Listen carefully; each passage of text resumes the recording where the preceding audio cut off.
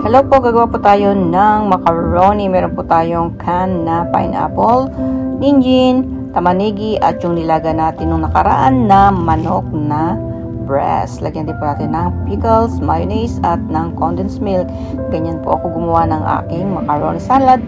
Lagyan po natin asin, babad po natin, pakuluan po natin, hiwain din po natin yung carrots ng maliliit, sabay na rin po natin siyang ilaga sa may macaroni. Ayan. Lalagyan din po natin siya ng pasas.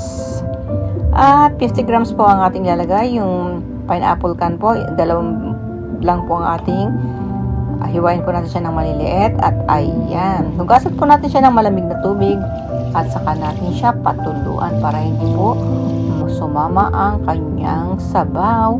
Ito na po, handa na po lahat. Lagay natin yung macaroni, ninjin, tamanegi, pasas, at yung can na ating ginupit kanina. Lagyan po natin yung chicken breast at yung pickles.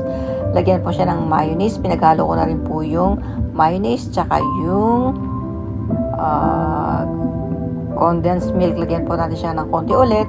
At ito na po yung ating macaroni salad. Sana po nagustuhan ninyo. Bye bye po. God bless!